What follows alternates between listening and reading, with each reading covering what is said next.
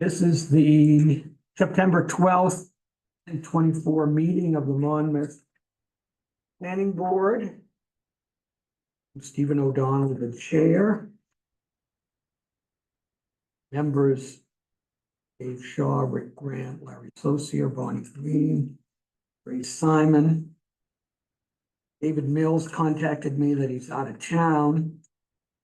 So Dave Shaw would be the voting member tonight. We have the minutes from the August meeting. We have a motion on those. Motion to accept the minutes of the meeting.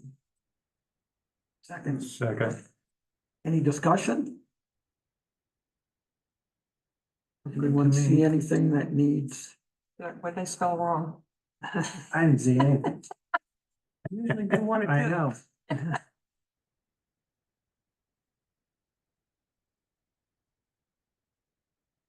Okay, all in favor of accepting the minutes?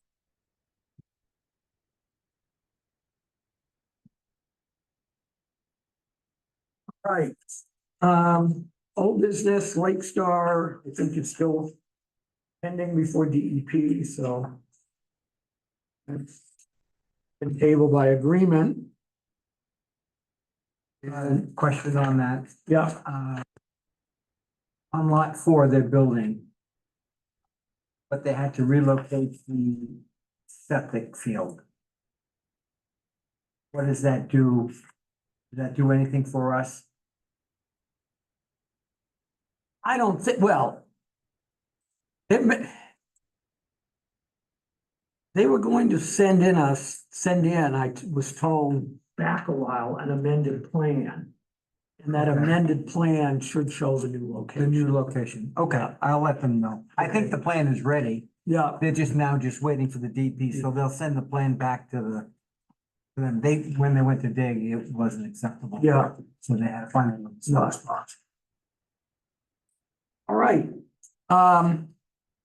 So old business is the Kennebec County MVLLC doing business as Soul America Energy. So we were here in June and we started going through the review criteria. And before we kind of took any substantive vote, there was a request to table. And I think it's around the issue of screening. And I know you've made a filing on that, so we're prepared to hear from you about the screening.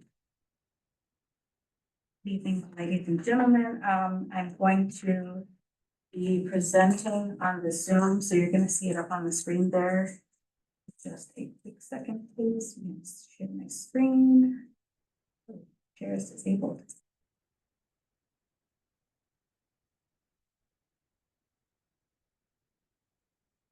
Is share always disabled on your meeting? It's okay. Is it, can you enable that in some way? I think you have to do it from your computer.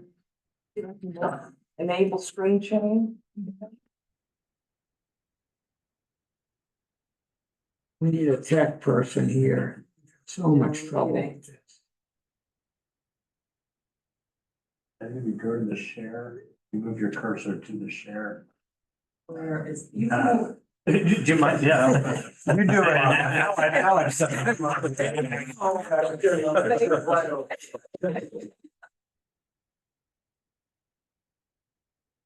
Okay, that's where it was.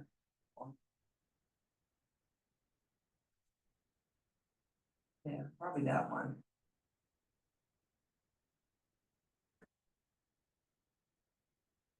They don't teach this in law school, do they now? Oh, see, now that's the screen that we normally got. Our video thing. Right. Yeah, it's hard to have those three down when I retired, everything was done, shoes. Used to it. Have you tried now, Kristen? yeah, it's allowing me now. Yeah, they pick it just like that. Thanks. No, it's just to get used to it. This. Yeah.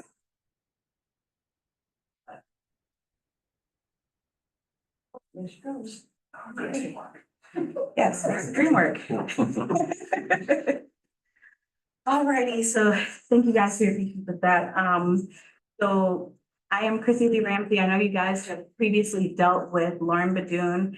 I inherited this project from Lauren as she has left the company. I'm accompanied by Mr. Stephen Wagner. I'm also accompanied by Tom, who is our civil engineer. We first and foremost wanted to give more of a visual of how things would look based on the topography of the site and also the distance that the site is projected to be set back from both Fish Hatchery Road and South Monmouth Road. So I'm gonna flip through a couple of 3D renderings that we had made for these and talk through a couple of points. So just for reference, there's 3 viewpoints here. So one is here. Cause it's not showing this. Oh, it's not showing my cursor. Oh, because I share the entire screen. I think I shared a window instead. My apologies.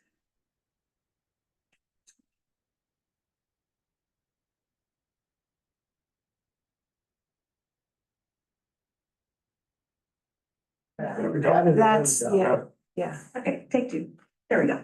Alrighty. Are you able to see my cursor? Yep. Okay, great. So viewpoint number 1, it is taken from here, just right across South Monmouth Road here, facing where the site is projected to be. Second viewpoint is from what's projected to be seen from this abutters property. And the third viewpoint is what's projected to be seen from this abutters property facing where the site's projected to be. The first viewpoint here, as you can see, the height of SATs, I'm sorry, single axis trackers is on average like 6.5 feet.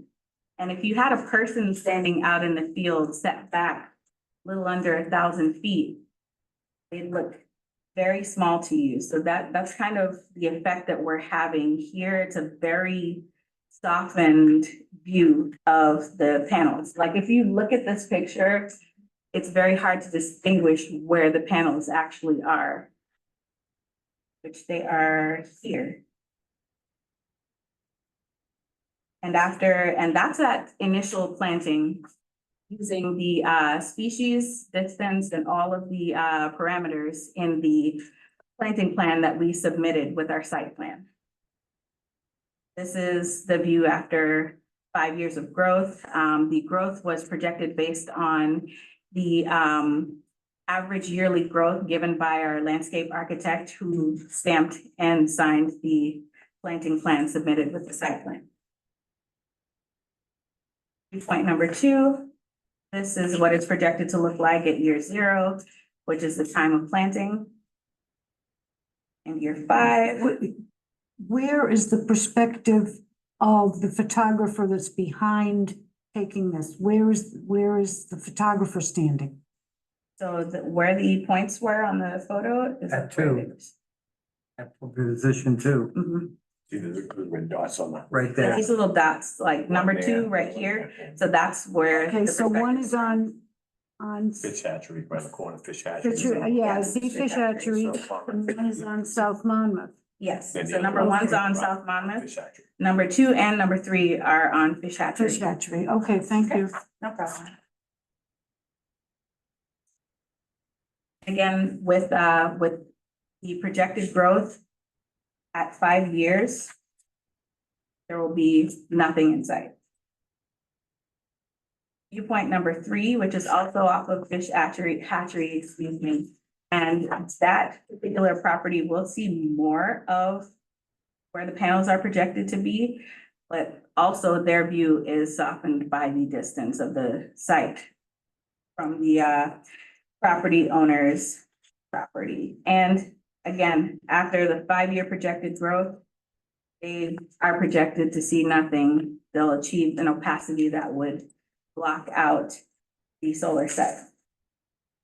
Those being said, really, we're here asking that you guys would use your discretionary authority per section 6.7 of your ordinance to deem this as a suitable alternative and approve the project under those grounds.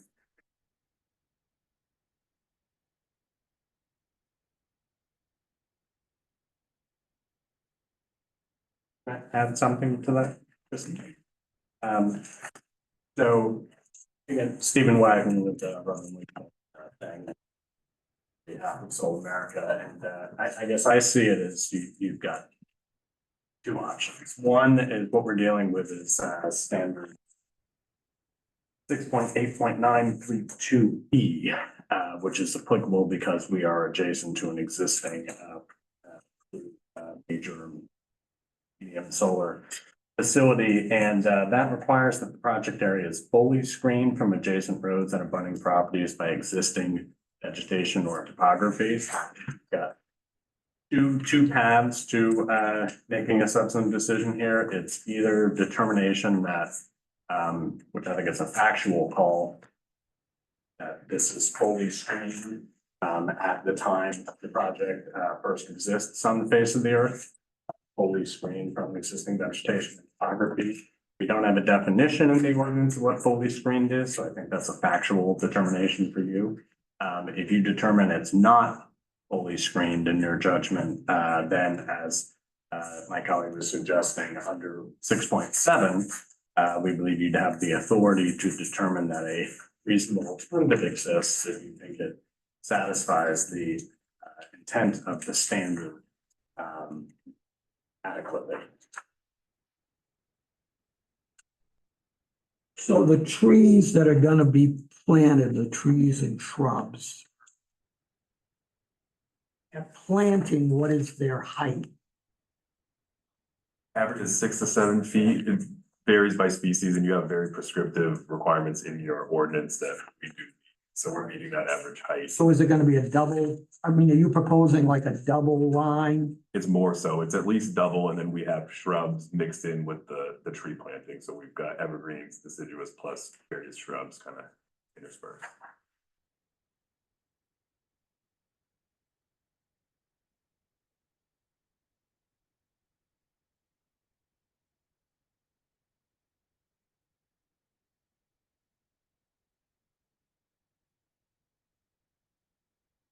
Anyone else have some questions on this?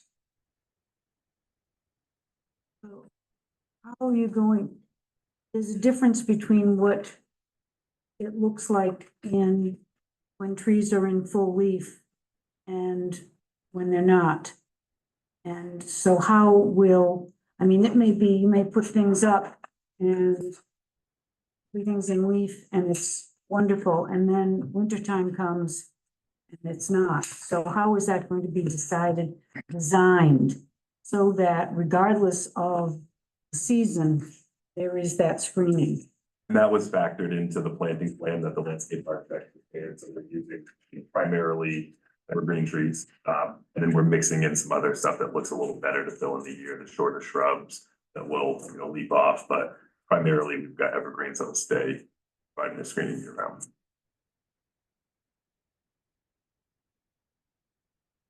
Just so everyone's on the same page. So under the general development standard 6.7 says the development standards in this section are intended to ensure new development meets the review criteria expressed in section 6.3 of the ordinance. Compliance with development standards is prima facie evidence of meeting the criteria. However, applicants for development review may propose alternative approaches that will satisfy the criteria equally as well or better than the ordinance standards. In all instances, the burden of proof shall be on the applicant to demonstrate that criteria have been met. I think when we were looking at this back in, what's it, June or May? June. I think.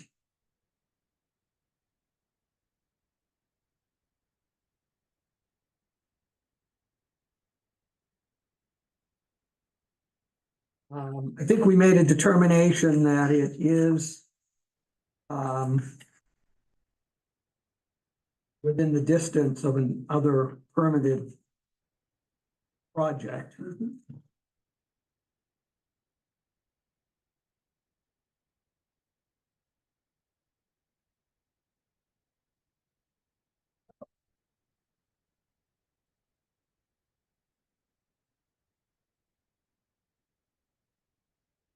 65. Just as, when we did the site visit, there was an abutter on the far side, wasn't across, Fish Hatchery. He was on the far side of South Monmouth. That's Smith, yeah, Smith. There are, yes, Yes. and he pointed out that, yeah, there are trees, but he can see right through. It's not like it's barrier. There are trees there, but it's not enough of a barrier. He can see it. Right, and based on our discussions on site with Mr. Smith, it's hard to see here, but we've added and supplemented Okay. across from his house behind that existing hedgerow. So Okay. we've added some there to, Okay. I think the existing trees now are on his parcel. I think they planted those trees. We, and they're taller, and I think he's got some. Those have been there for a little while, quite a while, actually. Yeah. So trying to be good neighbors, we did supplement there. Okay. Better word, you know. Okay, because I know that was an issue for him. yeah, so of course, the language of the subsection we're looking at is, project has to be fully screened from adjacent roads and abutting property by existing vegetation or topography.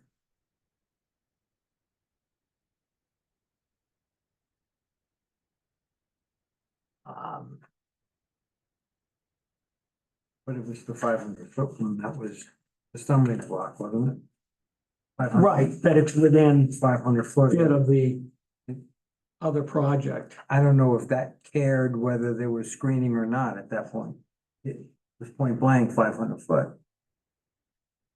Well, as long as it's fully screened by, what the ordinance section indicates by existing vegetation.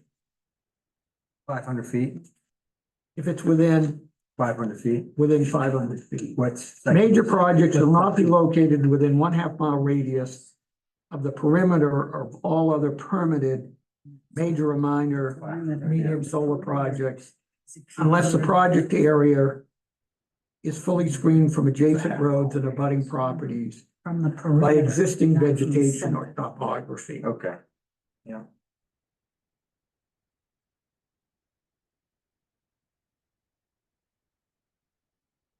Um, and I think where we left off was on that issue. Right. We had a motion that the project was within a 1/2 mile radius. And we had a motion, Larry, seconded by Dave, that the project was not fully screened from adjacent roads and abutting properties by existing vegetation or topography. And it was at that point that we tabled it. Okay.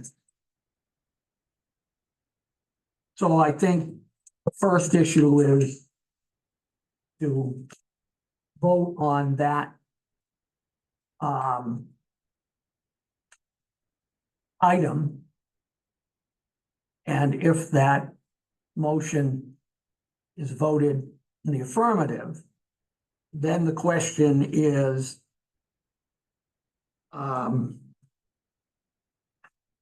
the alternate approach, does it satisfy the criteria equally as well or better than the ordinance standard? Now, Dave isn't here, Right. Dave Mills, but I think that motion can have a vote to proceed with the review. Would entertain that motion first. And Dave Shaw would be voting for Dave Mills. So do we have a motion to proceed again with the review of this matter? Make a motion and proceed. See with this matter. Second. All in favor? So on that question, whether the project area is fully screened from adjacent roads and abutting properties by existing vegetation or topography, we have a motion that it is not. Any further discussion on that motion? Say that again. So you made a motion, Larry, that this project is not fully screened Correct. from adjacent roads and abutting properties by existing vegetation or topography. Made a motion that it is not. And Dave Mills second.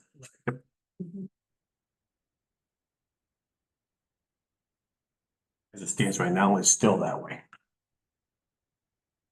By the ordinance. So you can vote. So we can have a vote on that question. All in favor of the motion? Okay. We can Now we have, can entertain new now we new can, information. the new information.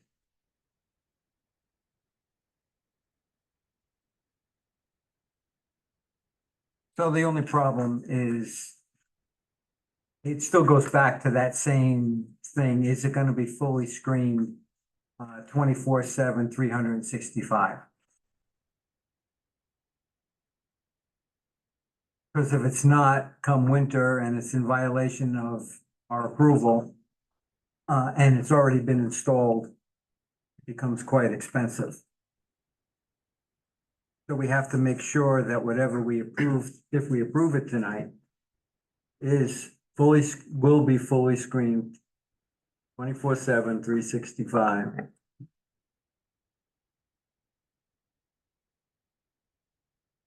Without approving a screened fence, I don't think vegetation can do it.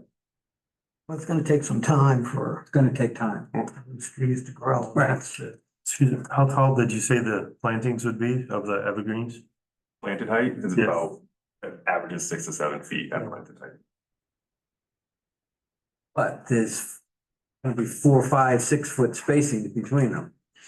Is there gonna be that much space between them? It's packed in there pretty densely. As you can see, that's a full-on visualization of exactly what is proposed, you know. Take out all the ones that are white and red and low bush, and what are you left with? You're left with birds and red cedar and, you know, evergreens that are. At spacings of, there's some spacings there that are more than 6 foot. Really tell from here, but Well, look at that first hedgerow. Yeah. And the space where it's lighter. You know, that's a perfect example of the two trees behind are at a space that's pretty significant. Whether that lines up with a neighbor or a street. The intent of that gap there is to allow that field to be mowed and maintained, so we put that gap. I'm sure it is, but And then they. to be fully screened, what's that other, so you got that gap, but you get that other row of trees out further, is that in front of that as well? Right here.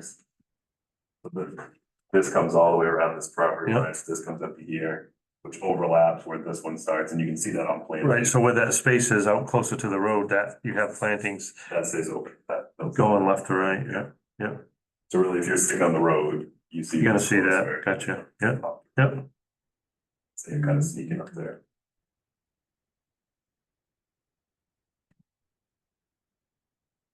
I think what we're trying to deal with on this planting plan is, you look at the 360 degrees of the property, nearly 270 is screened by existing vegetation. So we've got the field where it abutted the road.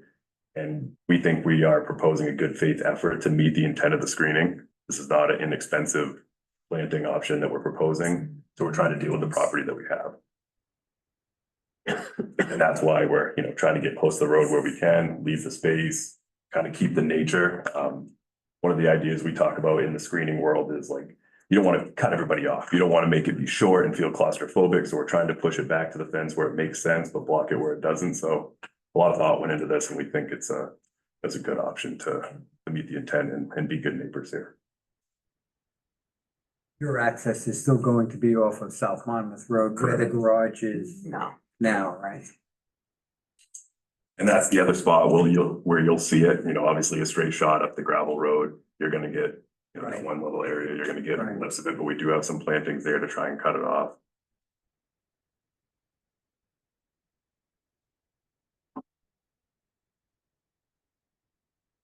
I guess security fence. They're gonna be a 6-foot fence or Has to be 7 feet tall for electrical 7 cones feet. between. And that's closer to the. The actual project. Project. Yeah, roughly 20 feet from the panels will be the perimeter fence. I think it's 7 foot because there has to be a gap underneath it. For small animals. Mhm. so why not some vegetation in the security fence? That is some screening Maybe inside the fence. intertwined with the fence. Well, that becomes an issue with maintenance and county controlling the fence. Okay.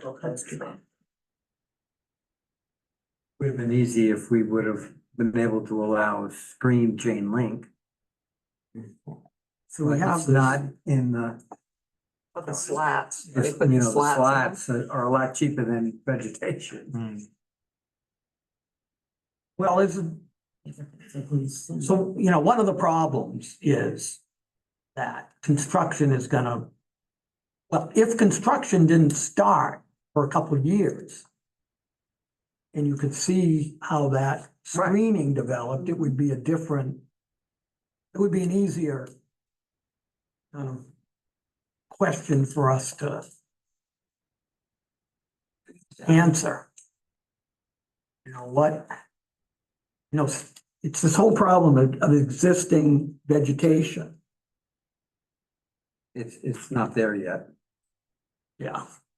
So, just a hypothetical result could be a condition of approval that you couldn't start construction for 24 months and, we come back and do a site visit and then determine, is this alternative is our discretion? Is our discretion, under 6.7, do we have, is the plan then equally as, equal in terms of its result and as to what We the, won't know that until it meets that 5 year, that projected fill-in. We won't know whether it meets it or not. Because it won't meet it when you put it in. Because the trees won't be mature enough Right. to meet that screen. And you can only plant trees so big. or else- That's right. yeah. So thinking outside the box a little bit, the town will hold some sort of like performance bond for the decommissioning. On other projects, we've worked in screening surety into that as well, so that there are funds available if there are dead trees or you find some views that are not acceptable. For example, if one of the abutters says, hey, I can see through this, and then you have to have 25,000 to put, trees around that abutter. Those are things that we've done, or you could put in a temporary fence if there's an area that somebody likes. So that's another option that might work to give some assurance that allows time. Once the toothpaste is out of the tube, in terms of once you start construction, it's hard to go back. I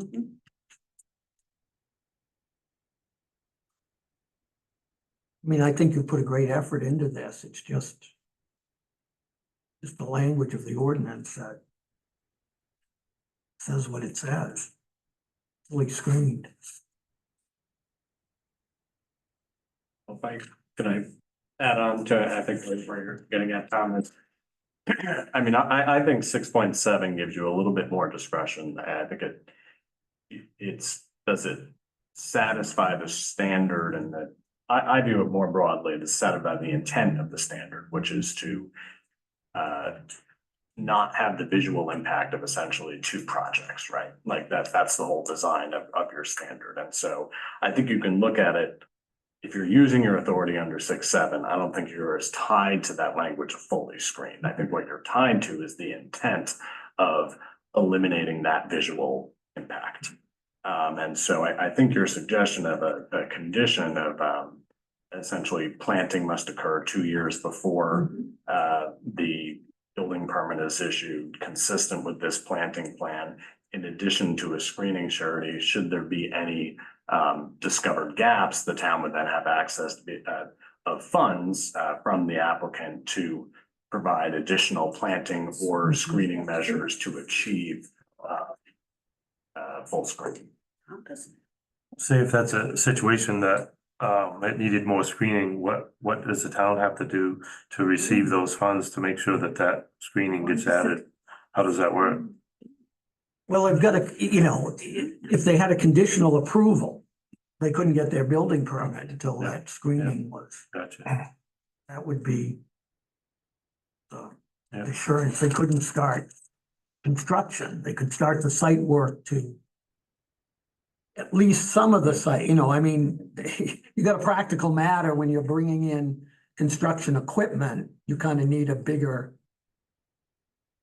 opening, right, to get in and get equipment moved around, but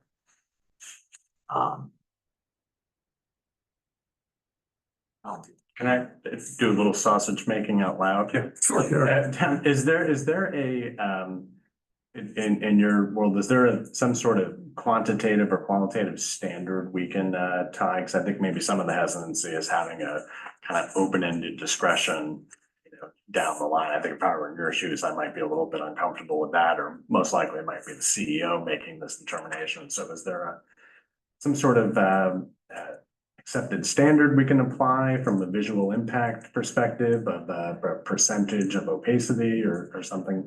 I think you go with that. The problem is visuals are so subjective.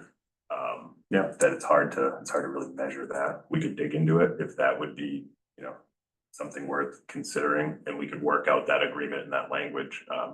Because basically what we've seen in the way it's been approached is the town said, we knew they had, a couple of views that were gonna be concerning. They said this neighbor might have a problem a couple of years from now, and that they knew that there were funds there to draw on to rectify that situation and make it right. And then they would make the applicant, you prove it's like having a, any kind of performance bond, you've got the money sitting there. And then if they didn't act on it, then you would be a obligee of that mechanism to then draw those funds and get the work done. See, I think the neighbor that was most concerned on the fish hatchery or the bee station, fortunately, they're not here tonight. But They were very clear when they were here. they're sort of right adjacent Mhm. off the fish hatchery road.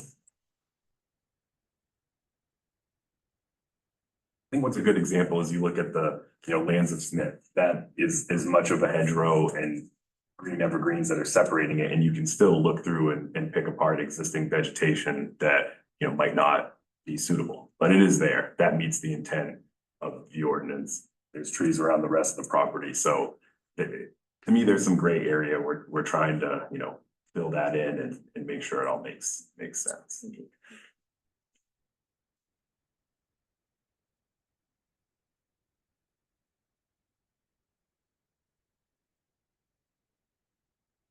Well, from the perspective of the developer, it's here. Can you wait 2 years before a building permit, or is that, We can live with that. start the tree planting? Yes, I don't know. I mean, I'm just throwing that out. But There's no town permit required for tree planting. Nope. Plant away. So what does the 2 years grant you, though? I guess just thinking out loud, if that had to be the first thing that's installed and you go look at it, is there gonna be that much of a difference in 2 years or not? Or is it, we've got crews here, we're ready to do it, we have to correct it now, let's make it right? Well, I think it's gonna be essential that in any approval, there is some requirement to maintain that buffer, but again, once you're up and running, I mean, it's not like you have to get an approval every year. Your approval expires on December 31st. You need a new approval January 1st to operate. I mean, that's not kind of in our ordinance to put. But it could be a condition for this project where they need to maintain and document the maintenance and the life and the health of that buffer. So that, I think that's where I was going. What if you tied it to a percentage of survival rate? Survivability, you know. And there's a warranty. Which is what we Gotta would take do, care of- say, in Under an the instance warranty, of a the first year shoreline is the zoning owner shall violation, timely you tie remove it to dead a disease survival and percentage, and the trees owner would shrubs. be required to replenish if it ever went below 90% or something like that. Well, if you've ever planted anything, you know that you need to give, looks wonderful when you put it in. And then sometimes it'll go for several months, it'll be okay, or maybe even 8, 9 months. And then it goes through the winter and it looked okay in the fall. And then spring comes and it's dead as can be. Yeah. So, yeah.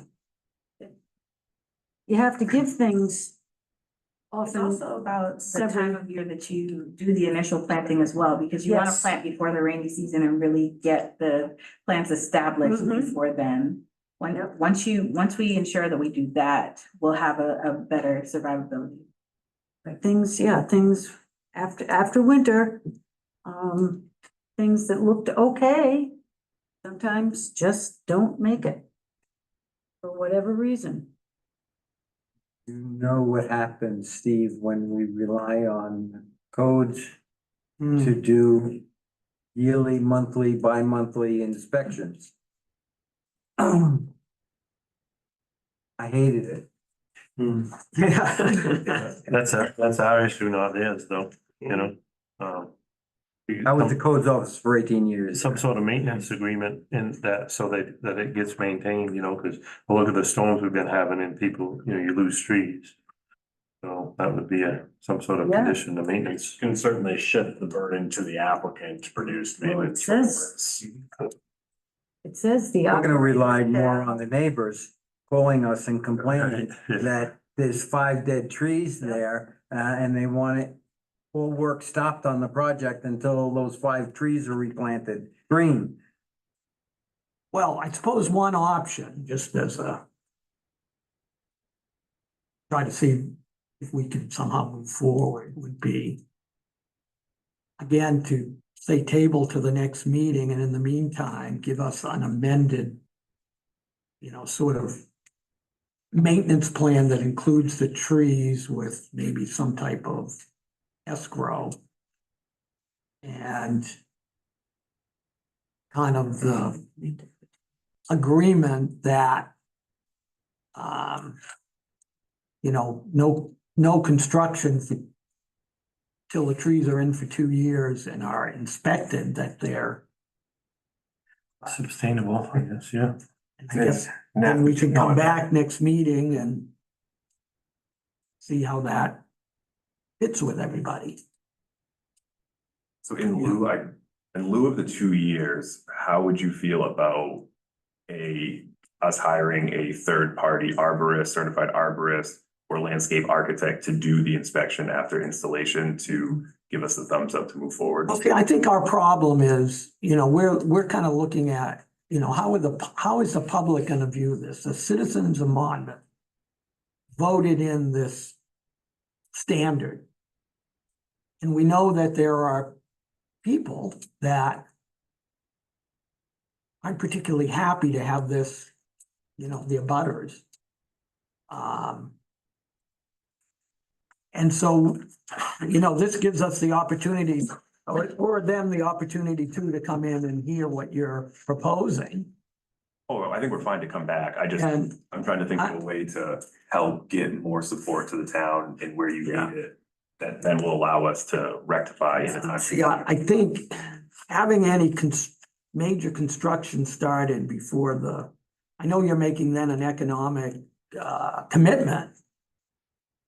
But, I mean, I suppose you could do site work at your at your jeopardy, but no installation of the arrays. I think it's less about, I mean, I'm assuming human nature, you know what's gonna happen. We're gonna go put in the plantings, no one's gonna say anything. And then we'll go to do the construction and then everyone will come up and have questions and comments and concerns. So I think we'd be in the same spot, whether we're at day one or, 2 years later. So if we could shift that responsibility and that, that sign off to a licensed professional that then can say, yes, Town of Monmouth, this looks good, it's meeting what's proposed. You think everything's here, or no, it doesn't, they need to supplement here, we need to add here, then would be the time to do it, I think, less than 2 years, because a warranty, a surety takes care of all the follow-up work of replanting and looking at survivability.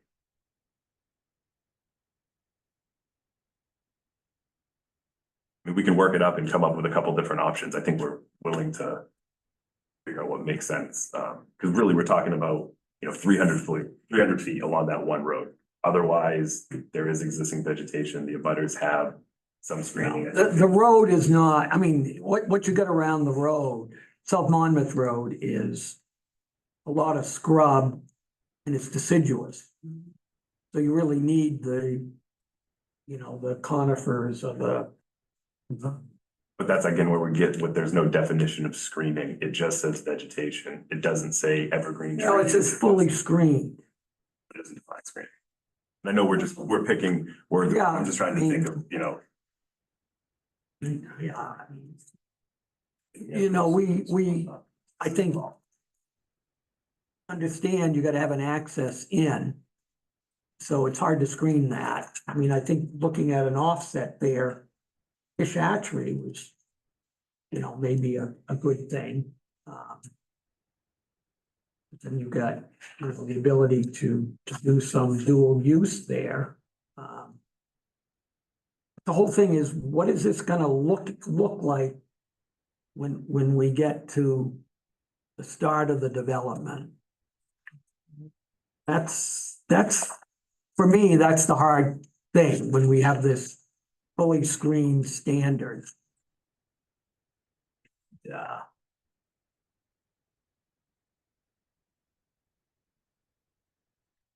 For some of us, we see some of the other developments in the area. I mean, there's one, if you ride in from Monmouth into Gardner on what's called High Street, they put a project in there and the trees are just, first of all, it was a single line and half the trees are dead. And, that's what we're sort of trying to avoid, is having a neighborhood that has to deal with kind of an unsightly project.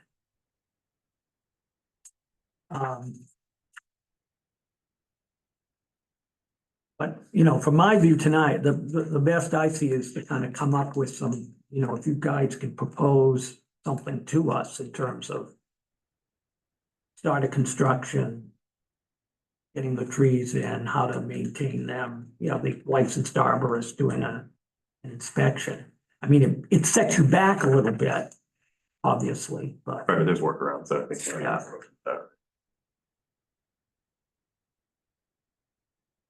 So should we do that? Should we table this for tonight again? And I make a motion to table it. Second. all in favor?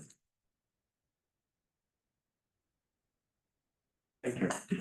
And if you want to reach out for any guidance or whatever, got my email, I think. Our meeting, it would be the second Thursday in October. So it's always good to try to get us something, a week ahead so people get a chance to look at it.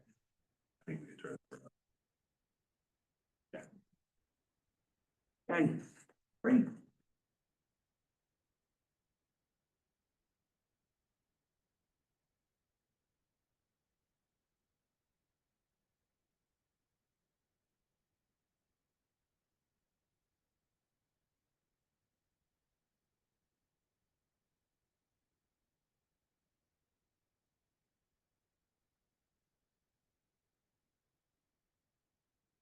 Good evening. Thank you. Good night. Okay.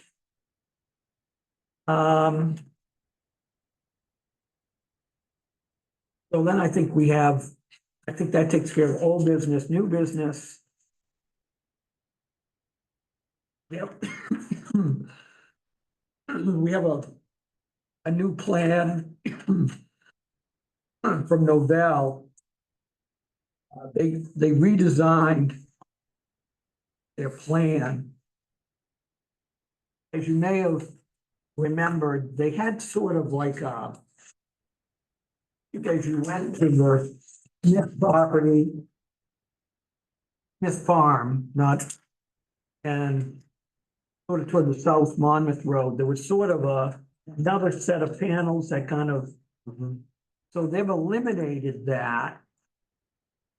And as I understand it, they're using a different type of Different array. technology.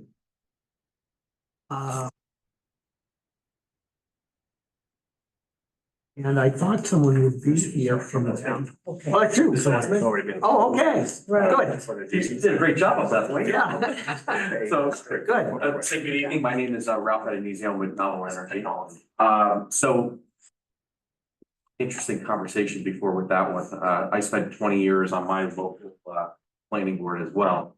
So I get the thinking, which is nice in my position because doing permitting, we have a lot of input into the applications and we look at a lot of different things and flag things before, we send it out, which is nice. So tonight is one of those occasions that I kind of enjoy because a lot of times when I present before a planning board, I kind of bring up technologies and how technologies change. So, we're talking about 2 years out, I can tell you like, we get approval and then with supply chain issues, it takes us sometimes like 2 years before we can even stick a shovel in the ground and we're going asking for extensions and things like that, just because it's trying to get this stuff is difficult.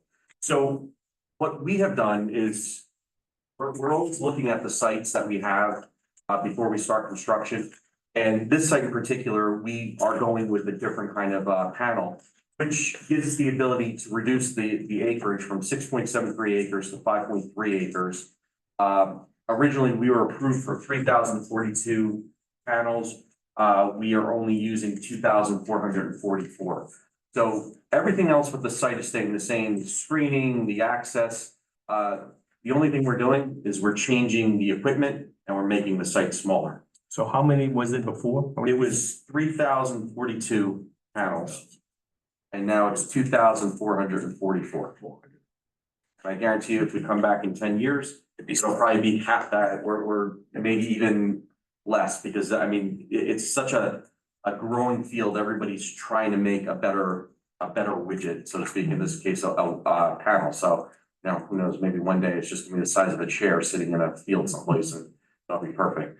So that's why we're here this evening, just to get the approval on that shrinking of the site. Everything else, the planning, So where are you shrinking it from on the Yeah. footprint? Does it show it? Plans that you had from this to this, Yeah, it's all kind of just sliding in all around. all around sliding? in. Yes. See, it looked to me like the original plan, as I say, had that kind of jag in it. Yeah, unfortunately, I don't have a picture of the original with me, but now it's just more of a square. More of a, cleaner- it had kind of a, Okay. I might have something with that somewhere, but. I do. Right there. Yeah, you got it. Well, I think this was the original. Yeah. And this is the new. All right, Okay. so you can see that, I don't know if you can. Yeah, I can see it. So, yeah, we're not jutting out, it's just a square, cleaner, nicer. And we've done that with several other projects that we've had approval for. We've gone back for quite a few reapprovals. Because you want to take advantage of the new technology because they're better and, it's less equipment. Mhm. And it's less of an impact on an area. I know, a lot of times we're doing it on, farmland that people, it's just not good farmland. Or it's extra land people have, but we still, we can have the smallest area possible to accomplish what we need. That's what we build for. Right way. So this is South Monmouth. Yeah. But you heard some of our discussion about screening, so that's, and that's always a problem. I mean, it would, you know, we see these projects and it takes a while for that. So your ordinance, it is, Yeah. it wants your new ordinance wants an established. Well, no, well, yeah, after your project, I think your project Yeah. was in the works. And we worked on amendments, so you were under our older standards. And one of the things that came on the newer standards is we heard from residents who didn't want to see one project after another after another. So that's where that fully screened, that you had one within 500 feet. Right. You needed to be screened.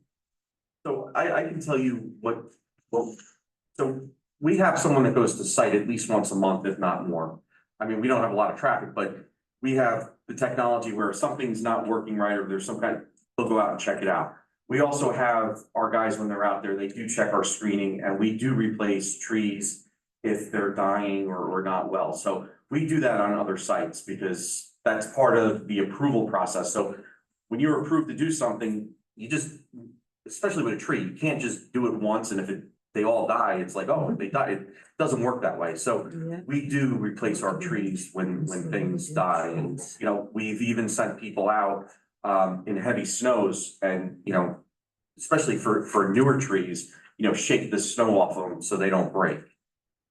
You know, especially when you start getting into like some of the evergreens, because, you know, I have them around my pool, you know, they've been growing for 30 years. They're, you know, probably 35, 40 feet high. And I go out when it snows on them and I gotta knock it off or else they'll bend and break. So we do that as well. But from a practical standpoint, it doesn't make sense to start planning before you're constructing. Well, no, and that's what well, They're in a different situation. yeah, and the problem you could run into as well is that, you know, when you plant things and then you have the construction equipment coming in, and if you're waiting 2 years, now you got a root system that could be growing in that way. And then you're doing, you know, some site work and you could be injuring the trees and things like that. So it's kind of a bad situation, but you know, if you have 20 feet from where the panel ends to the fence line, and then you're planting it a couple feet outside the fence line, you should be okay within 2 years, but you could run the risk of, you know, possibly injuring some trees. And you know, in a case like this, you know, 2 years, the technology can get better. So now you're coming back and saying, hey, we want to make the site a little smaller, but we already have these trees. So now you have panels inside that don't fill up the whole area, but you still have that existing tree line around, which could be kind of an interesting, I don't know if it's a problem or something that you might run into down the road. Well, do we have a motion on this proposal? I'd make a motion to accept this proposal. The new Change, amended the plan. change of this new proposal. A small footprint. Second. All in favor? Okay, Thank you very much. send you something in writing to. Okay. Do we have your email? Who do you want us to send this? to? It's Suzanne, I believe, Suzanne, and I'm always CC'd on the Yeah, emails as well, okay. so. Yeah. Well, next, do you know when you're gonna start date? Or you haven't figured that out yet? I don't know that yet, and I can tell you, that we've had a lot of, so when we say, okay, we're gonna start, all our equipment is custom made for the site we're building. So it's not like, I mean, we have a warehouse where they keep like placement panels and things, but all the racking and everything's custom made. So the lead time on that right now is running about 9-10 months. So if I went back tomorrow and said, okay, we're good to go, it's still gonna be 10-11 months and you know, and then depending on what season it is, if it's rainy and you know, so all those things come into play, but there's nothing right this second on the horizon. But it'd be sometime probably, I would imagine probably late 25. It's hard to say since it's already late 24.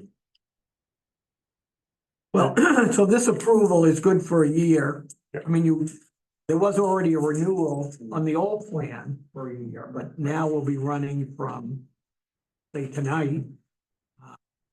Just keep September eleventh in mind. Yeah, so you might, next year, you might have to say, can you extend that permit a year? Well, we'll get a better idea now and see where they are with the, now they'll start the process of going after the equipment, because, buying the equipment first, it's kind of putting the cart before the horse, doesn't really make sense. I mean, something like this, I didn't think there'd necessarily be a problem with making something smaller, but No, sometimes you it's never an know. easy one. Yeah. I like easy ones once in a while. Yeah, So it's good. So, all right, thank you for your time. all right, very good. Good luck. Good evening, everyone. Thanks. So the other new business matter is, Mr. Cohn, who's on Zoom for a shoreland zoning application for, I believe it's 14 Moore Lane. You give it, Bob, you can unmute yourself. do we have to do that? No, that's the one who's in. Thank you. Okay, I think, am I good now? Yes, you are. Oh, okay, yes. Yes, that's 14 Morrill Lane. So tell us a little bit about what's there now and what you want to do. Okay, what's there now is is a cottage that I've owned for, I guess, roughly 50 years. And a tree fell on it this past Christmas. And I got a call that it had happened, but we weren't able to do anything because obviously we're loaded down with snow and everything. And actually, we still haven't done anything about it because the contractor, in looking at it, said, well, first thing I have to do is get everything empty out of there so they could do stuff. But that particular roof line is an awful roof line. I've been climbing up on that roof basically every year since I've owned it, just correcting all the leaks because of there are 3 different roof lines on that old camp, because over the years, God knows, it was probably built around 1900 or something, but with sun and heat and expansion and whatnot, there are flat areas that keep leaking. So once I found out that the tree damaged the roof, instead of deciding to repair the roof, it made more sense to restructure the roof because there are too many flat areas and valleys that have leaked. And the damage to the camp is quite severe in that the tree hit a corner. So not only did it go through the roof, but it knocked out the 2 adjacent walls. And even the stone foundation below is cracked, but honestly, I think it's strong, but it is cracked through. But it's one of those like 150-foot white pines that snapped and, totaled that corner. So we want to rip the entire roof off and restructure it. And then since we're going to do that, we want to take advantage of what I guess they call the one-time 30% expansion rule, and to expand 2 walls. And basically there's, because of the setback rules, there's only 2 directions we can go. We can go toward the Paul Dwinnell property, roughly 3 feet. In measuring it out, the cabin is now 23 feet from that borderline at one point and 24 feet at another corner. So if I expanded it just under 3 foot, I think we put down 2 foot 10 inches in that direction, and then expanded, I think, I forgot what I put on the plan, 1 foot 10 inches, I think in the other direction. My calculations are there, that would give me the square footage that I would be allowed. So how close is the existing cottage to the shore? 20 feet at the closest point. I think the 2 dimension, that dimension is on the plan that you should see there. we measured it out. And in fact, the builder said that there is signs of extreme lake erosion at that point. So he was thinking it's even a good idea if we got permission and got riprap to, restore that shoreline. Because you could see when you're overlooking it, you can see the roots of the trees and some of the erosion that's taken place below that point. And by the way, I lived in that camp when that camp used to be owned by Vern Gregory. And I guess I was about 4 years old when I first was in that camp and used to go down, sit on that rock every day. So I am definitely a witness to the erosion that's taking place there. But it used to be part of a bungalow colony, and which was then disbanded. That was the Piney Heights units. What? Yeah, that's good. And Mexico. Yes. Also very steep line from the water. You had to it? the Property here in that 22 feet, the angle of the slope is quite drastic.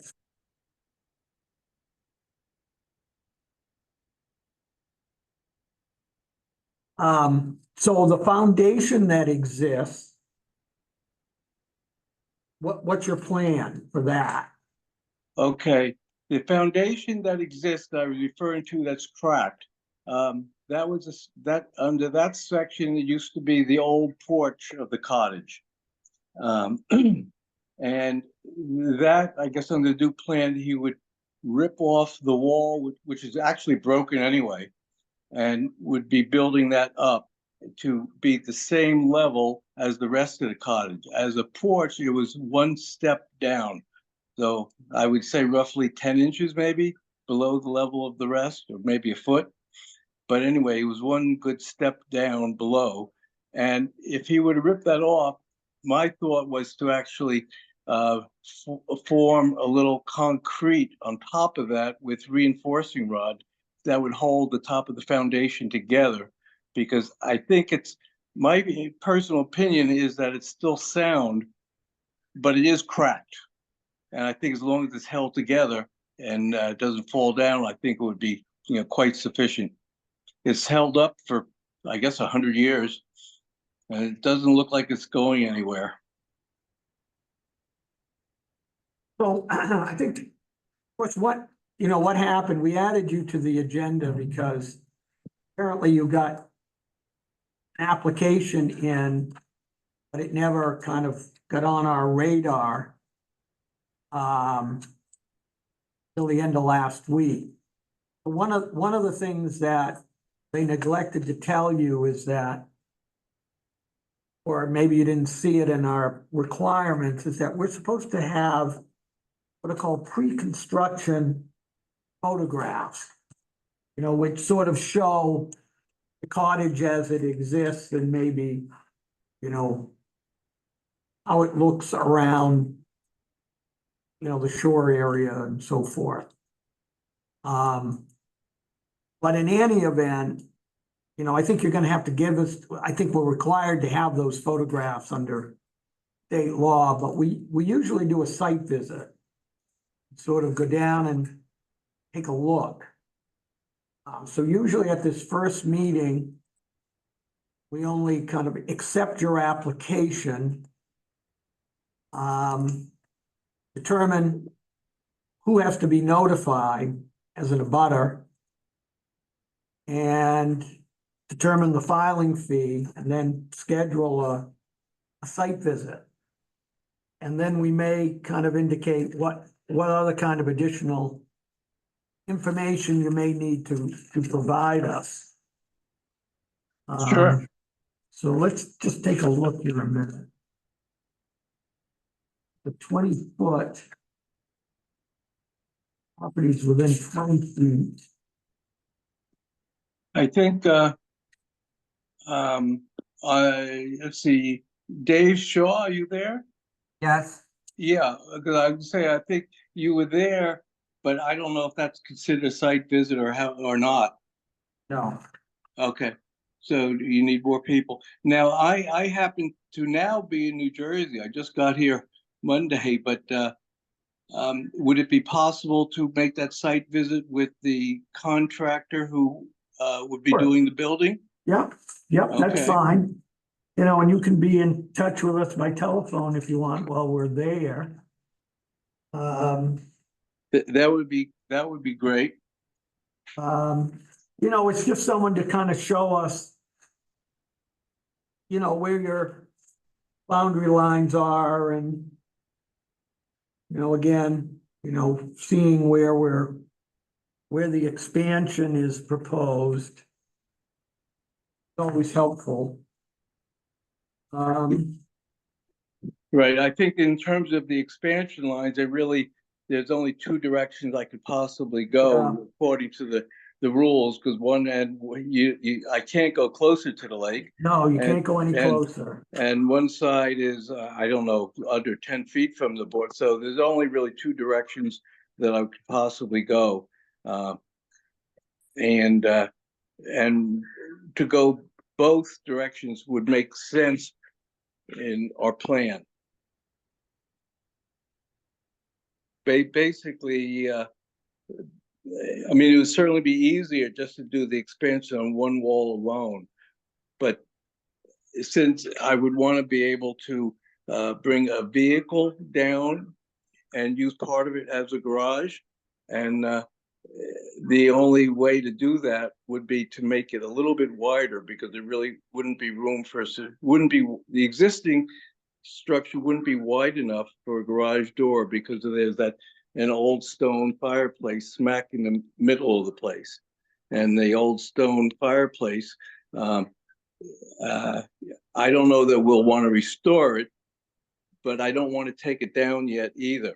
Right now, the Yeah. fireplace, the chimney has been knocked off the last time a roof was done, so it really doesn't go through the roof. But it's smack in the middle of the building, and it's a gorgeous fireplace. The stonework is the same type of stonework as the outside foundation. So it's actually done very well whenever, 100 years ago or whatever. So anyway, that's why that dimension is critical to me, to be able to get a garage door between the fireplace and the uphill side of this structure. So do you think your cottage is damaged as much as 50% of its value at this point? No, no. The damage, I wouldn't say was 50% of the value, but That's why they call it. Yeah. but the roof is such a poor design, and maybe you know, Dave, if he, having been there, you might recall the slope, but there's one section that's a valley, and it's so slow that the slope is minimal, and it accumulates pine needles and pine branches and everything else every single year for the last 50 years I've owned it. And that's why the water would back up, and no matter what I do to try to seal it, it's really never been sufficient. So we want to redesign the roof so that when you say 50% damage, I don't know if you would consider that the damage part. That's more of an improvement thing. The original roof design was lousy. But there is still significant damage on those two walls and the foundation and the roof. But I don't know that. It's a hard question for me to answer if it's 50% of the value. Yeah.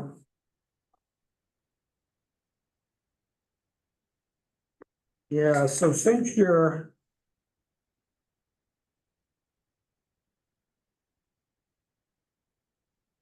at a 30%.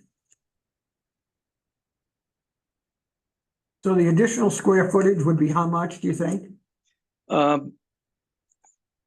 Yeah, I 35. yeah, I'd say I wrote it 35. very clearly. It's just not in my memory. 235.76. Okay. And I kept it under whatever the 30% maximum would allow.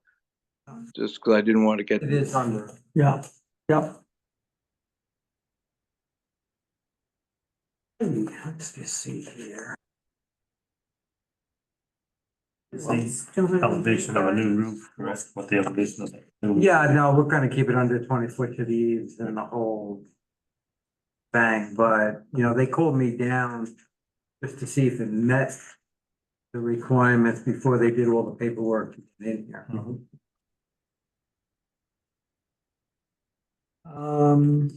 Did it as a favor. Anyone have the new schedule? I'll make a motion to accept the application. Okay. For a second, to accept the application? All in favor of accepting the application? Abstaining. David's abstaining. Bonnie, you want to vote on that? Okay, Okay. Yep. So Bonnie votes with the rest of us to accept the application. No, oh, man. I can go on my computer. oh my God, I could have sworn I put it in. I thought I put one in my book here.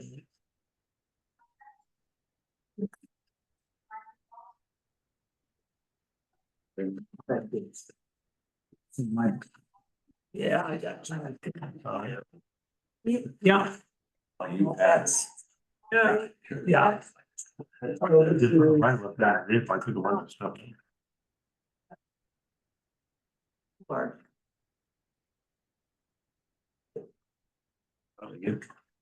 What? What do you think it's gonna cost to do the work you need to do? Well, I honestly don't know. It, what we thought we'd want to do would be to start with having all the walls and a good roof structure. And my wife hasn't decided how much she wants to let us spend, but we want to certainly get the exterior right and put in some windows, and of course the garage door, and that we know we would definitely want, but we weren't sure if we want to do the complete job at this point. Well, I think the fee, I think safely, we should probably say $175. Put it just over 100,000. Yeah. So at this point, Unfortunately, the cost of any work now is so, so ours is a one-time fee. And once you got an approval, then you have to get a building permit, which is an additional fee. So our review fees aren't very high. Your building permit fee will be a little bit more. But we'd need you to send a check to the town office for $175. sure, Just put on it, planning board fee, shoreland zoning. okay. And then I guess the question is, when do we have a site visit? Today is 2 weeks is what? 26. That sound good for folks? And maybe we should, September 26th? yeah. But you're not voting anyway. I'm not voting. And I think we should do it no later than 5:30. Yeah. It's The dark. dark is Yeah. descending on us. Ray, how early could you make a site visit? 8. 8 in the morning? 8 in the morning. They have been hiking in the Adirondacks, and so during that night. Should we say 5:30? Does that seem to work? On Give it a shot. Tuesday Yeah. to Wednesday night. Okay, so this is, what day of the week is the September 25th? Thursday. Thursday night. It's a Thursday? Oh, okay. So we usually do site visits on Thursday nights, and we like to send any notice that we've received your application and that we're doing a site visit to anyone who is considered an abutter, which is typically someone within 500 feet. Right. So that would be Paul Dwinnell. Is there anyone on the other side? No. Yes, that would be a lot that I own. A separate lot? Yes, a separate lot. Yeah, but it's not 500 feet, so there is somebody. I'll give you that. Okay. We'll have to work out the numbers. Yeah, we'll work out the numbers on that.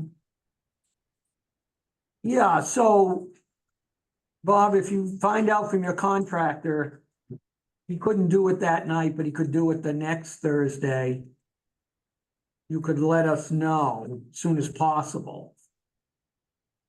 We might have to move, if we push it back a week, we might have to move to 5 o'clock. Okay, all right, so I should call the guy Jason Burgess, so I should try to see if he can meet you Thursday, September 25th on the site at 5:30 PM. Yeah, The 26th. 26. Oh, 26th. 26th, okay, thank you. You're Okay, welcome. the 26th Thursday, and if he can't, then I guess you try and push it back a week. right. Okay, and I also am supposed to send $175 to the town and say, building application for No, shoreland zoning permit, planning board. shoreline zoning permit. I'll send him an email. Send it. Yeah, I'll send him an email with instructions. Darcy will send you an email. Okay, We have your email address on the application. Yes, Good. homerobert@yahoo.com. yes, that's it.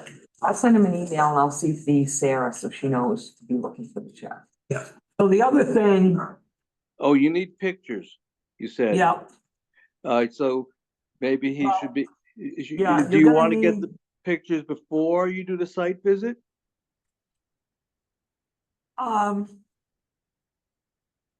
if possible. If Okay, possible.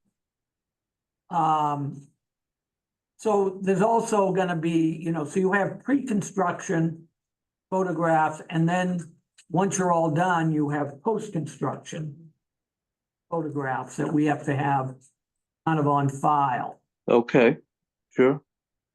The other issue is,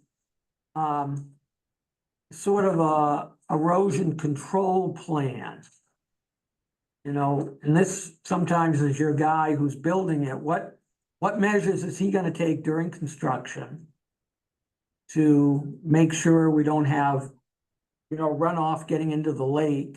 Mm-hmm, And then once this project is completed, a lot of times what we're suggesting is you have kind of these little infiltration trenches under the roof line, especially on the lake side, so that any water, I don't know what your design is gonna be, whether the roof is gonna slope toward the lake or whether it's gonna slope towards the side. So, we like to sort of see that design of your roof. Because then we may be suggesting that, on underneath some of the eaves of the building, you have these infiltration trenches, that might be a couple feet deep with crushed stone or other similar material. sure, And so that way, when the water comes off the roof, it's not making a direct run towards the water. That's, yeah.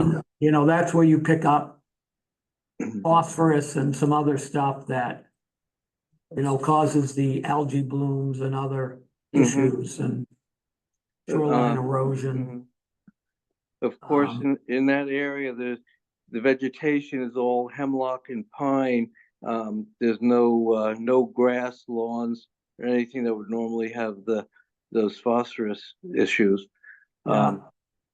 And the other thing I'm thinking is that the current roof line, the direction wouldn't change any.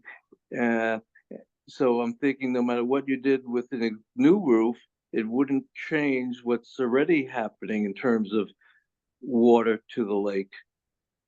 'Cause See, the we'd like to see kind of an improvement I see, in the site conditions. yeah. It's And so sort of as a, there's certain standards that we have to deal, we first have to determine that you can't move that camp back. That it's set back to the fullest practical extent, yeah, taking into account, the site conditions. And sometimes, if you're planning to kind of shore up the existing foundation, maybe it doesn't make sense just to make you move it back a couple of feet. Then yeah. on I the could- other hand, we want to see that, any, the sheet flow of any water is being directed away from the lake to the fullest Mhm. extent possible, just, and it's to your benefit, and the benefit of your neighbors, Sure. that the water quality is taken into account. Absolutely. We've tried to, always try to be good with that. Yeah, I'm just trying to think of what we could do to improve it. It's not the best, honestly, not the best site for it because the foundation, like I say, is very old but good. yeah, And then the slopes pretty quickly, as I think maybe Dave mentioned. It Yeah. slopes, and it's hard. I'm trying to think how I'd put a trench there. Doesn't sound like it would stay well, but I suppose if you dig down, maybe level out an area, you might be able to do that. yeah. So on projects within the shoreline, we have Cobussy Watershed District kind of advising us Hmm. as to kind of measures, and this is one of their standard kind of recommendations, and so that's why I mentioned that. And so Sure. we'll notify him of your application, and he usually tries to attend, the executive director usually tries to attend the site visit. Okay. And, they're not really obstructionists, but they're, usually try to come up with easy fixes. Yeah, they're pretty good. I mean, we've worked a bit on the road stuff with Yeah. Bill Monagle and whatnot. Right, exactly, that's who it is, yeah. Okay, well, let us know if there's any problem with that site visit date, and so then you'll be back on the agenda for second week in October. And you'll be old business. So, Jason should be here. Okay, Yeah, Jason should attend the meeting? Yes. Okay. Okay, all right, I will let him know that. I mean, you can zoom in again. But, I mean, it's good for him to hear. So you'd get a written decision from us that would kind of mention whatever conditions of approval we would attach to this. And, Okay. they say it's, what you're asking for isn't unreasonable. We just want to make sure, the ordinance requirements are met. Sure. Absolutely. Okay, so when I contact him now, what do I say we have? Do I call this a conditional approval or? Well, no. So right now, we've only accepted your application, Oh, I call it an application acceptance, okay. right? And then you got the site visit on the 26th. And then, whatever that second Thursday of October is. October 10th is when we'd be kind of reviewing, hopefully coming up with a decision. Okay. Okay, now in terms of the next Zoom meeting is in October. What's the date on that? 10th. The 10th, October 10th, okay. And for me to zoom in, do I use the same Zoom link I just used tonight? Should be, Yes. Yep, Okay, I'm not I don't do this that often that I know this stuff, so I'm sorry to ask stupid questions. But anyway, so I'll just save that email thing and I'll click on the same link I just did tonight. Okay, Good. sounds good. So now all I need to do is send in the money and contact Jason. And should I be asking Jason to take pictures for me to send to you, or is that not important since you'll be Well, we're there gonna do the anyway? site visit at some point. Before we can approve your project, we have to have those pictures. I see. So you need it for the file, sure. Yeah, so we're gonna see the site. You know, sometimes, yeah, it's helpful for us at this first meeting to have those pictures, but it's not your fault. We're trying to improve the communication between the town office and people coming in. Yeah, it would have been no problem for me to take all the pictures you wanted. I just had While no you were idea. there, yeah, I'm Yeah. sure. And they should know it. Whoever talked to you should have known you need those pictures. But we've got a new person coming on board that's gonna help to make sure these things happen. Okay, now these pictures, tell me what, I can ask Jason to take the pictures. Yes. So I need to know, do you want a picture, like 4 pictures, one from each side? I'll talk to Jason. Okay, well, okay, thank you. That's, I guess that will solve that. Yeah, Okay, so do I just say goodbye now? yeah, that's it. Okay. Okay. All Good right. night. Yeah, Okay. take care. All right, thank you. You guys are very nice to talk to, so thank you very much. All And right, good night. All right, good bye. night. Okay. He was like that in person. Um. So next month, so Jellystone is coming in next month. They didn't get their stuff in soon enough. I let this guy go because they said the papers were there. Oh, yeah.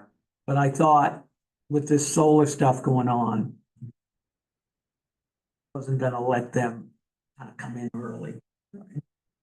Haven't heard anything about the Piper property. Heard anything about, Talked with Paul Rupin, I think Coffin Engineering has been in touch with him on the Piper property. Yeah. yeah, I understood they were working with them. Yep. The town did ask Jellystone for help with the road and culvert. Yep. And they came back last meeting and said no. No, Really? yeah. So I said, okay, so if the culvert doesn't go in and collapses, Yep. they're the only applicants that use it. Yeah. Well, we'd have to look at our conditions of approval Yeah. to see how that fits in there. 150-ish.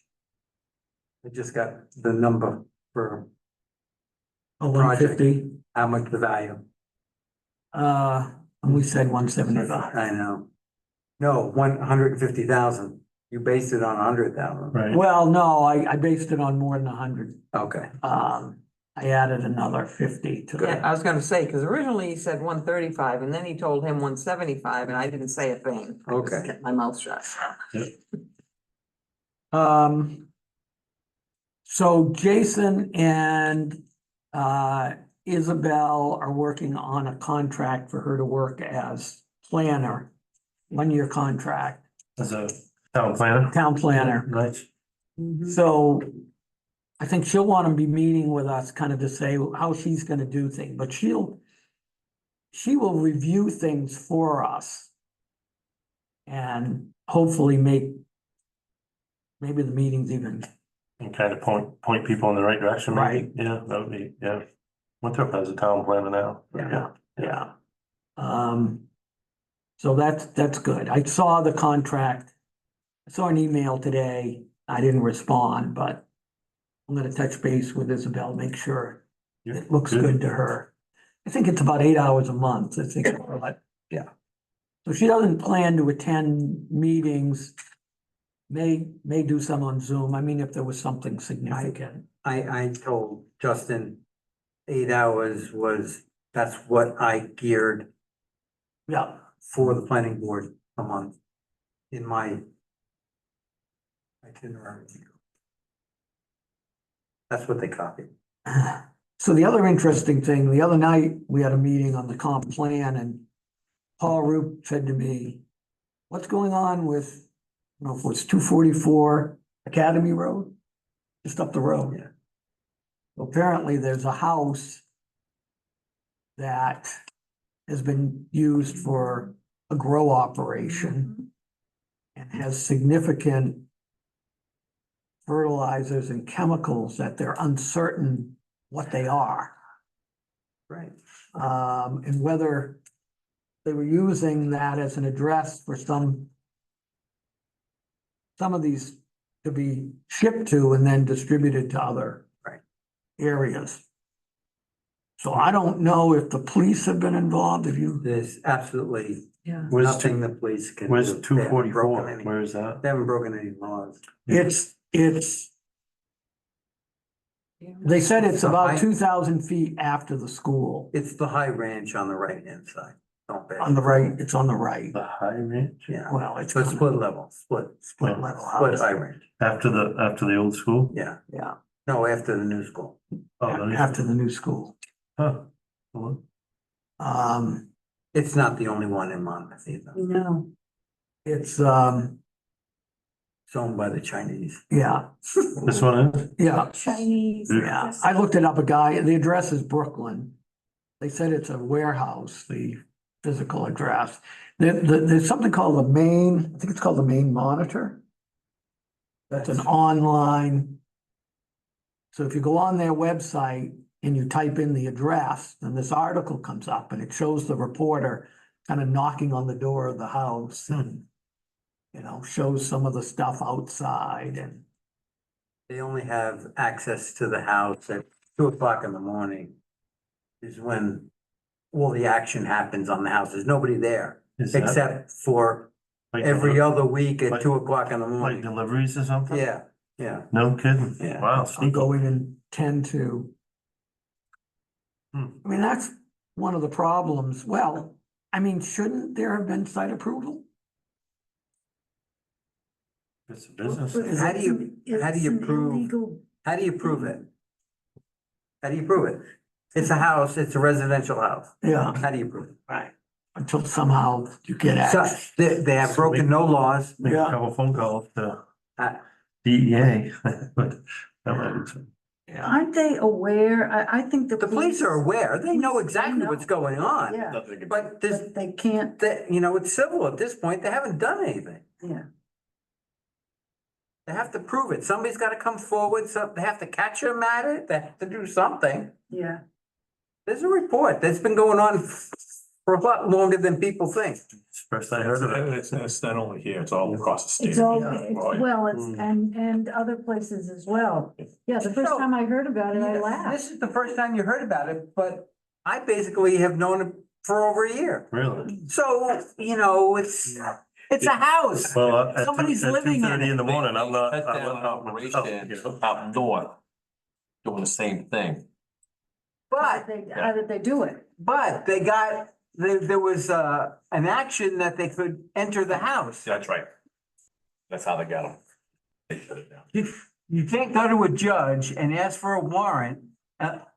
What are you gonna say? Well, we think there's something going on. The judge isn't gonna sign a warrant. Hmm. When I first. But heard they about got a it, truck full of chemicals up country, and they said, well, they were delivering these chemicals, so the judge signed a warrant. Yeah, when I first heard about Chinese grows, illegal China, I said, what?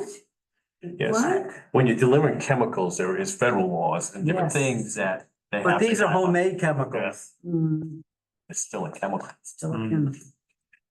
There's no tracking of this chemical. It's in the bilge of a Chinese ship coming across the.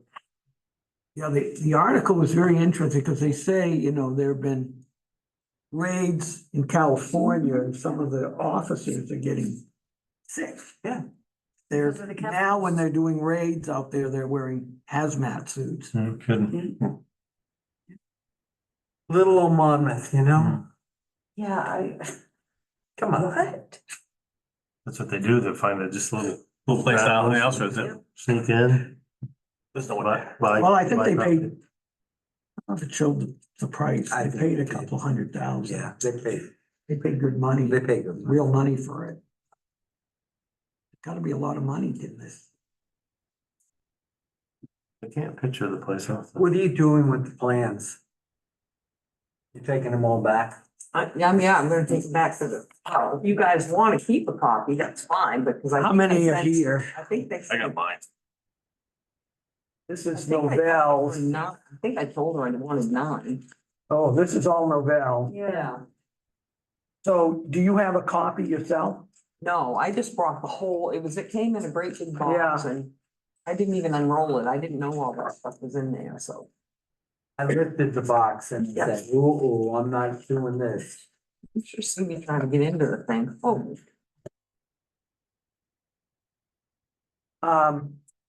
Well, does anyone want copies of this? I don't want it yet. I got mine. No, I got the map. And we've already approved Yeah, it. we approve this one. Oh, here's the map though, conditions of approval. I don't know whether we're gonna sign one of these. So we have a record of it. We should. assuming so.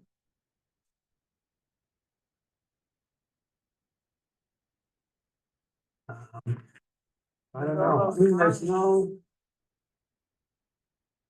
I don't know. Guess we'll just say follow. Original. Conditions of approval.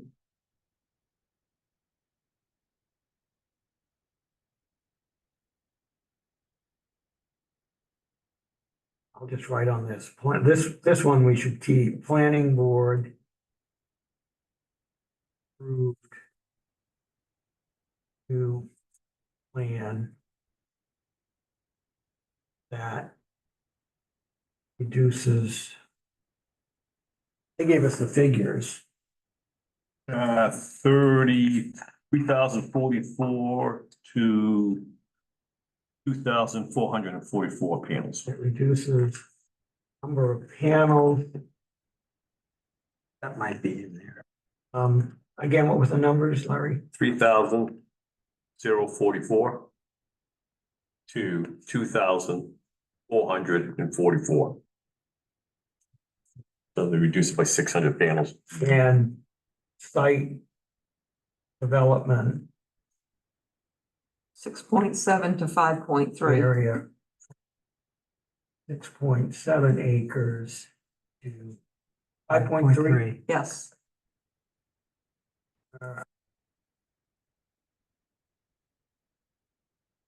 September 12th. I don't know whether to sign it. Really no signature line, as long as we have. Of this. I mean, they did have to sign an original, and I guess we could. You could sign it.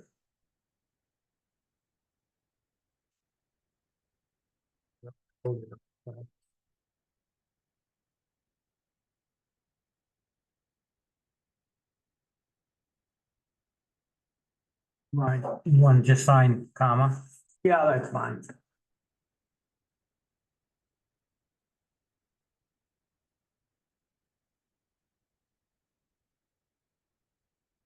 I'll do sort of a decision. Well, now you have it all, right? So you can do a decision based on.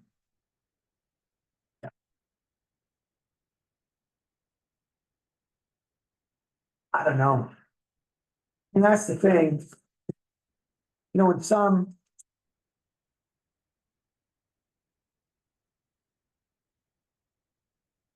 Steve? Yeah, I wouldn't go, is that the original? No, that's the original site plan, yeah, the yellow guy. No, I had overlooked that section that they pointed out at 6.7. Right. All right. So I know That's why I kept going back to the 500 feet, you know, you're not gonna be able to close it off so you can't see it. We That's could get right. our heads handed to us by those residents. They were using that 500 feet to say that this plan can't go forward. Period. Have we? No. 500 Because it's still recording. From property to property. From cell, Motion to from, adjourn. Oh, it's five, and the property's 500 feet Motion, I away. make a motion to adjourn. second. It's within a 2,600 feet radius. That's better.